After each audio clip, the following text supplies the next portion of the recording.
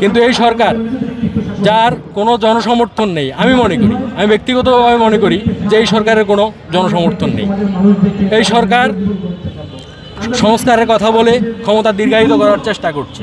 সংস্কার কখনোই শেষ হয় না। সংবিধানে এই পর্যন্ত 15-16 বার সংশোধনী এসেছে। এই সংস্কার যদি আপনি করেন 10 বছর ধরে করেন, এরপরও সংস্কার দরকার হবে, এরপরও আইন পরিবর্তনের দরকার হবে। সংস্কার একটি চলমান প্রক্রিয়া। আপনার সমাজে আইনের শাসন প্রতিষ্ঠা করতে হবে। আপনার সমাজে বিচারের মানুষ যে একটা অন্যায়ের শিকার হলে সে এইটুকু আশ্বাস পাবে বা এইটুকু আত্মবিশ্বাস তার মধ্যে থাকবে যে সে বিচার পাবে, সে আইনের কাছে যাবে, আদালতের কাছে যাবে, মিডিয়ার কাছে যাবে, এই মানসিকতা বা এই আত্মবিশ্বাস মানুষের মাঝখানে আজকে নেই।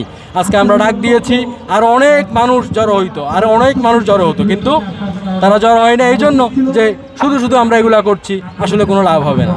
তাদের এটা আসলে মনে হয় অমূলক না। কিন্তু আমরা সবাই যদি এভাবে পিছিয়ে থাকি, আমরা যদি সবাই এইভাবে হাত গুটিয়ে বসে থাকি, তাহলে কিন্তু আমাদের রাষ্ট্র এই যে আস্তে আস্তে ধ্বংস হয়ে যাচ্ছে, আস্তে আস্তে রাষ্ট্রটি পতন ধরেছে, রাষ্ট্রটি পুরো ধ্বংস হয়ে যাচ্ছে। হ্যাঁ, এটা আমরা ঠেকাতে পারবো না। তাই আমি সাধারণ মানুষকে বলবো, আমি সরকারকে যতটা বলবো তার চেয়ে বেশি বলবো সাধারণ মানুষকে, আপনারা প্রতিবাদী হন, ফেসবুকে লিখেন, প্রত্যেকটা অন্যায় যে করুক, আপনার দল করুক, বিপরীত দল করুক, যেই করুক, আপনি অন্যায়টার প্রতিবাদ করেন।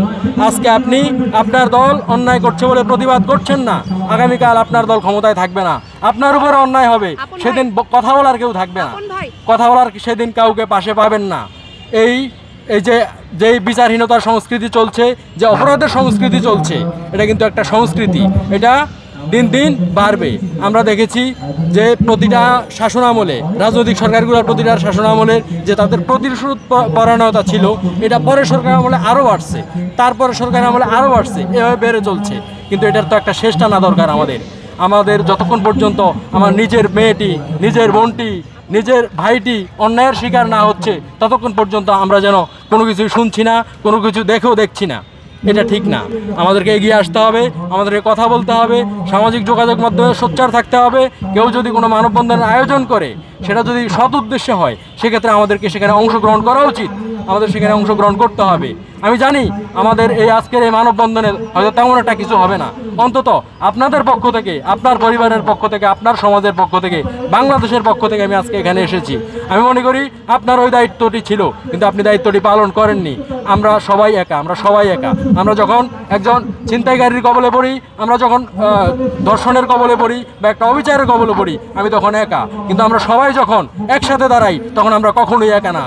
এই দেশ 71-এ স্বাধীন হতো না যদি সব মানুষের, আপামর মানুষের, অন্তত 90% মানুষের সমর্থন যদি না থাকতো।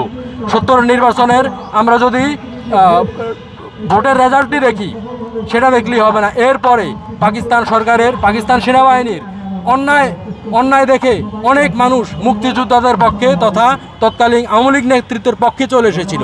এখন ওইরকম একটা পরিস্থিতি তৈরি হয়েছে। এই 5ই আগস্টের আগে আপনাদের যে জনসমর্থন ছিল, সেই জনসমর্থন কিন্তু আজকে নাই। মানুষ আপনাদের পক্ষ থেকে মুখ ফিরিয়ে নিছে। আপনারা এসি গাড়িতে চলেন, আপনারা সচিবালয়ে থাকেন, আপনারা জানেন না আমরা চায়ের দোকানে বসি, রাস্তায় হাঁটি, গাড়িতে চলি, আমরা দেখি, আমরা জানি মানুষ কি বলে, কি বলতে চায়। মানুষ মৌলবাদ পছন্দ করে না। গুটি কয়েক মৌলবাদী, গুটি কয়েক অপরাধী, গুটি কয়েক মবের হাতে এ দেশকে এইভাবে ছেড়ে দিতে পারেন না। আপনি পুলিশকে কাজে লাগাতে পারছেন না। আপনি যদি পুলিশ হত্যার বিচার না করেন, এতগুলা পুলিশ হত্যা হইল, আজকে পর্যন্ত আমরা দেখলাম না আমাদের মিডিয়া এত স্বাধীন আমাদের মিডিয়া, যে আজকে পর্যন্ত আমরা দেখলাম না একজন পুলিশের স্ত্রী তার স্বামী হত্যার বিচার চেয়েছে। আপনি সেই পুলিশকে কিভাবে আইন শৃঙ্খলা রক্ষার দায়িত্ব পালন করতে বলতে পারেন? সেই পুলিশ কখনোই রিস্ক নেবে না। কার স্বার্থে রিস্ক নেবে? কারণ হচ্ছে তার হাতে যদি একটা অন্যায় সংগঠিত হয়, সে যদি বল প্রয়োগ করে, তখন তাকে খুন করা হবে। আজকে পুলিশ ভয়ে আছে কি জানেন? আজকে পুলিশ কোনো জায়গায় দায়িত্ব পালন করতে গেলে সে সর্বোচ্চ সতর্ক থাকে। কেউ একজন তাকে বলবে যে এই আসছে ফ্যাসিস্টের দালাল, এই কথা বলে যখন মার শুরু করবে, আশেপাশের লোক চিন্তাও করবে না যে এই আসলে কি করেছে, সবাই এসে তাকে মারা শুরু করবে। পুলিশ আজকে অসহায় হওয়ার কারণে আজকে পুলিশ দায়িত্ব পালন করতে পারছে না। পুলিশকে শুধু চাপ দিলেই হবে না, পুলিশের বিরুদ্ধে কোনো অন্যায় হলে সেটাও দেখতে হবে, সেটার জন্য যথাযথ ব্যবস্থা নিতে হবে। যাক, আমি বক্তব্য মনে দীর্ঘায়িত করে ফেলছি। আমার পরে আরও কয়েকজন আছে, তারা কথা বলবেন।